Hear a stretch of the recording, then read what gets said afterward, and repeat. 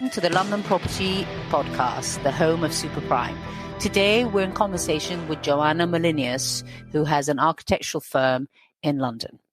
So I moved to London in 2000, and within 2 years have set up a company because one of the things in my office is we cover about 8 languages, and we've noticed that there's so many foreigners in London who have the funds to buy in London, be it first homes or second homes, and who very much like to work with somebody who understands them, understands their culture, understands what at the end of the day their brief is and what they're striving for. And I think that being able to cover those languages and understanding the construction, the difference in construction within an urban environment like London versus often where they're from, understanding that difference and being able to hold their hands through that process, I think really helped us to develop a very big networking base and clientele in London and in the prime central London, because most clients that we do have are most foreigners that do come to London or live in London buy in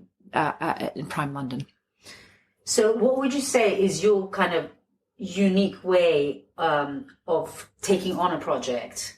So if your ideal client who behaves in the way that you want them to behave, what would be that ideal scenario, the brief, from brief finding to the end? So the question is actually very poignant. It's not about how the client behaves. It's the relationship between a team.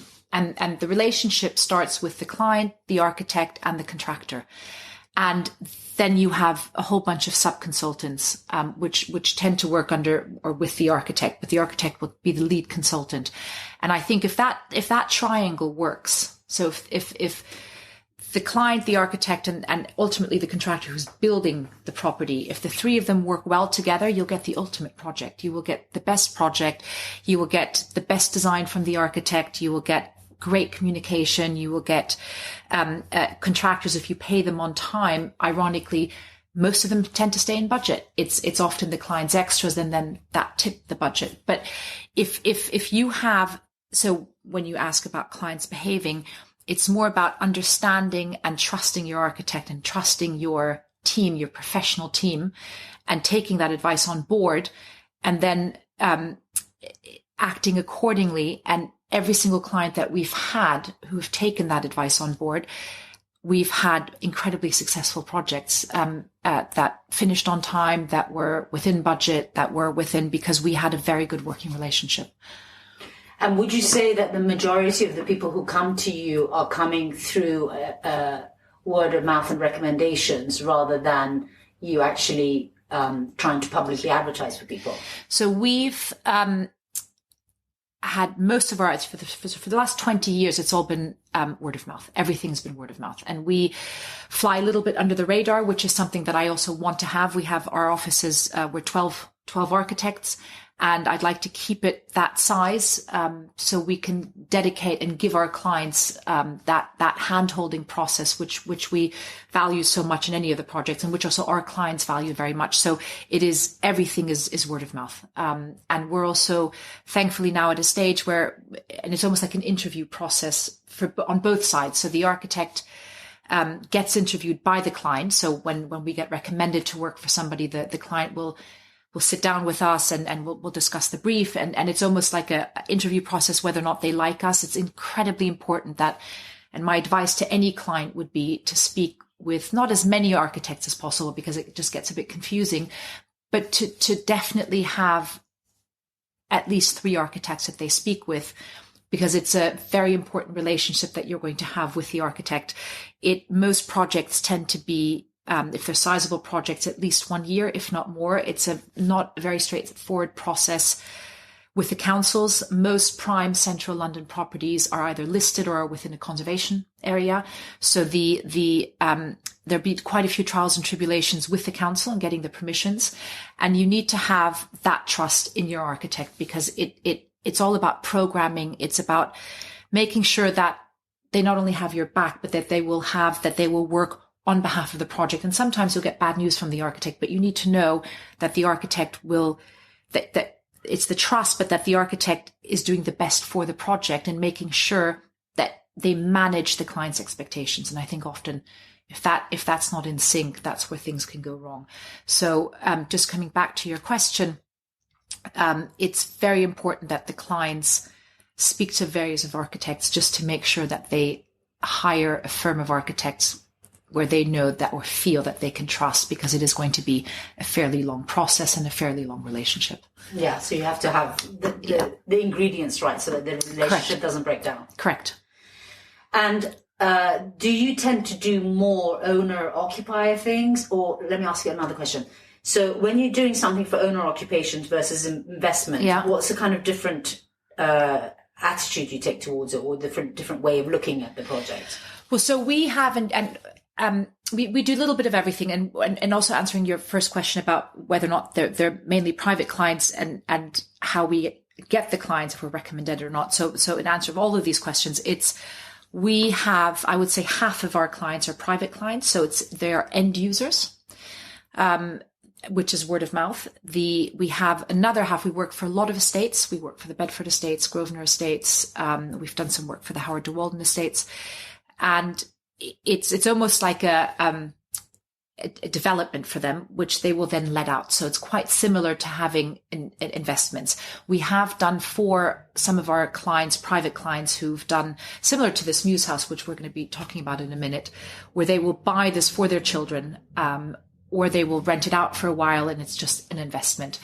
The approaches will be vastly different. So if it's an end occupier, it tends to be a lot more hands-on, and it tends to be a lot more design focused. It tends to be a lot more, we'll take a lot more care in choosing the materials and making sure that the client understands the product that they're actually going to get at the end and is managing their expectations.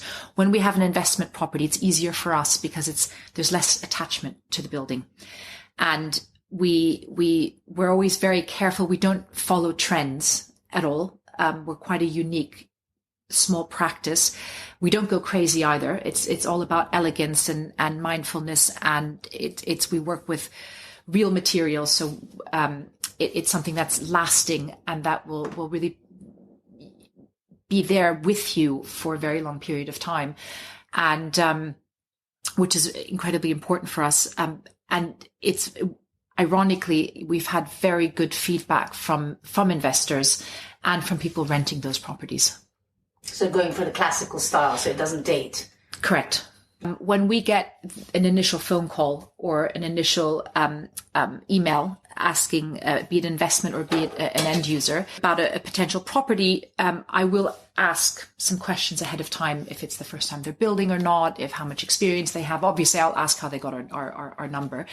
And what we'll do is, before we meet, but I try and arrange an initial meeting quite quickly, just to get this interview process going and seeing whether or not we want to work with the client as much as the client wants to work with us. But we will always do very quick research on the council, the website, on any properties and any developments that have happened on the street. So for this one, for instance, on Cranley Mews, we very briefly, and it doesn't take more than a half an hour maximum, I'll have somebody in the office do a very quick search on RBKC's website. In this case, we're in the Thurlow Conservation Area. And I've just had a quick look in terms of any developments that have happened over the last 5 to 10 years. And interestingly, number 26, which is a bit further down, has developed a basement.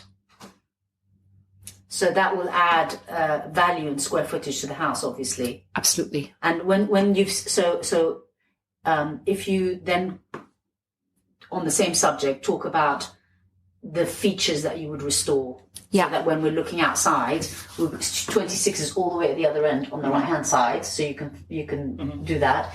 And then talking about the different features that you see as you walk down the Mews and how you would reinstate and use the best of what you've seen in the Mews, like you said, to take the paint off and make it exposed brick, the balconies and so on. So when a lot of people with Mewses have been redeveloped and developed, what we're not allowed to forget, we're now behind Roland Gardens. And Roland Gardens, they used to be single houses. It was very, very wealthy. And Mews houses were the stables to the back of these buildings. And Mews houses are not necessarily very well built. They have very, very little, if any, foundations at all. So a feature like this fireplace that we see in the background that's man-made. So that was built at a later stage when this was redeveloped. You would never have had that. These were simple stables. And one of the things that I would definitely, and I'm just looking behind me now, you've got this almost sort of bay window here. I would try and take this back down again and have a wood paneling, and you can modernize it. You can have a really slick mews house where used to be the garage doors or stable doors, and they would actually have stable doors here as well. So if we walk down the mews house and we can pinpoint some of them, they wouldn't have been painted, and you would have had stable doors on either side. But also on the top, you would have the hay, and you have a lot of, you can see it here where you have balconies, you'd have the double doors. You'd have something come out where they would lift and take up the hay. It was a functional stable. And nowadays, these have become really prime, incredibly expensive properties that a lot of people, and especially a lot of investors, go for. So you have, be it the students that live in there or young couples that live in there. It's a living in a smaller space, but in quite nice areas. So it's not typical to only Chelsea or South Kensington or Knightsbridge, but where you have a lot of wealthy, large-scale houses. So if you look at the Booth poverty map, where you find the larger houses, you will always find the muses behind them.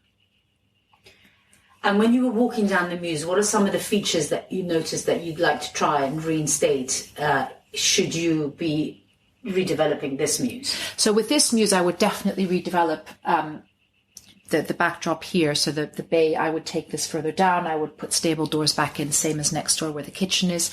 I would definitely put the door back on the first floor. I would create a balcony. We'll see on one of the balconies, there's a quite sweet. They've put 2 little chairs and a table there. I would potentially even try and seek permission to pull the balcony a bit further down.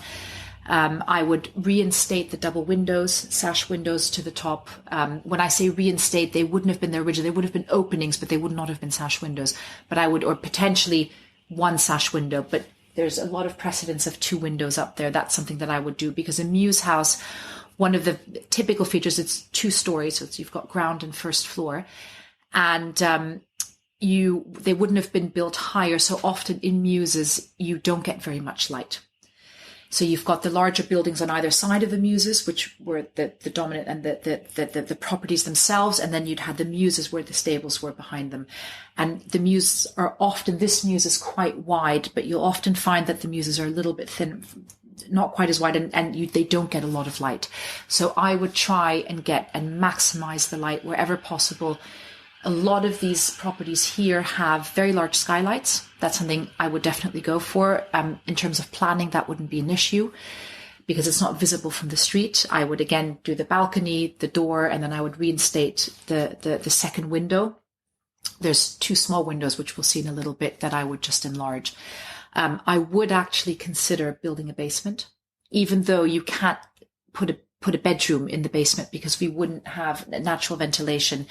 It does give you a lot of space, and with very clever lighting, you can really make something great with it. And I think it's well worth it. So now everybody keeps talking about how basements are not allowed. So how does that? Well, no, each council within London has different policies, or they have this. The basic policies, yes, basements are allowed. It's become a lot more difficult to build them, and it's very expensive to get the permission. So we need to have the hurdle of getting the planning permission is just a lot greater. We need to provide a lot more reports. We need to have soil assessments. We need to have basement impact assessments. We need to have construction traffic management plans. We need to have SUDS calculations. SUDS calculations, just drainage, water drainage. And all of these reports can cost an enormous amount of money, which you then submit to the council to seek permission. Now, the policy of this specific council, Royal Borough of Kensington and Chelsea, is very specific on their policy that you are allowed to build a basement. It's just, it'll take you time and it'll be very expensive to actually get the reports and the permissions in place. But you can build a basement. And should for any reason a planning permission get denied, you can appeal that and it will be successful. There are too many examples of basements. There's one example here of a basement, but of muses around here that have basements. Now, the policy was in 2014 had changed and shifted from double basements to single basements. And the policy again has now been formalized. So we have to follow a lot stricter guidelines. But you are allowed to build a basement. Now, you just need to be careful. If it's a listed building, you won't be able to build, or on a very, very rare occasion will they allow you to build under a listed building. I think I only know of one or two examples. If at all, you're allowed to build in gardens. 50% of the garden you're allowed to build a basement in. In this Muse house, in this case, there is no garden, and the property line would end where the house line ends. So the basement would have to be directly below the footprint of the Muse house. Okay. So people say that basements are really expensive to build. So let's say on a cost per square footage, are we looking at what, £750 a square foot? I think it's a good question. It really depends. So we have an example now in a Muse where both neighbours had built basements. So our client no longer needs to underpin either side of the party walls, but they would have to give the half of the cost of that underpin to the neighbours. But you've already saved a substantial amount of money. So each one is different. I would definitely say at least 500. This is the shell only. This is not a fit out. For the shell only, you're looking at 500 to 600 per square foot. And then for the fit out, it really depends on the client. Some clients I've spent £800 per square foot, and I've spent 200 per square foot. It really depends ultimately what the client's brief is and what they're looking for and how much they want to spend on materials. If it's a straightforward basic investment and you're looking to put maybe a gym in there, or you're looking to put a media room in there, that's one thing. But if you have a garden and you can create light wells and bedrooms and whatnot, that then becomes a completely different kettle of fish. Right. So let's say the worst case scenario costs you £750 a square foot. You are going to add, no matter how you look at it, you double that. Yeah. But this is where you come in. So things like what the rental value would be once they have done the work, or what the sale price would be once they've done the work. That is something as an architect we don't actually get involved in anymore. And I don't know the market well enough to be able to give any clients any guidance on that. But someone, an expert like you, would be able to do that. Yeah. So basically, you spend $750, you're going to get $1,500 back. That's the point. What type of projects do you do? So in terms of typology of projects that we do, we specialize in both very high-end residential, but also we do quite a bit of commercial work, and we do a lot of estate works. For instance, Bedford Estates and Grosvenor Estates, just to name a few. And we do a lot of work in the arts. So we've done quite a few galleries. We're currently working on a museum in Kensington, which is focused on design. So we sort of dabble in a little bit of everything. And the great thing about working in the art world is bringing that into the high-end residential. So we really have a portfolio, a quite diverse portfolio, and we've recently finished in central Soho, which is very exciting. We've recently finished an 8-story new build on Merritt Street, which is the oldest street in Soho. Nice. Thank you for listening to Johanna Molineus in conversation with the London Property Podcast, the home of Super Prime. Please get in touch with us, info@londonproperty.co.uk if you have any questions.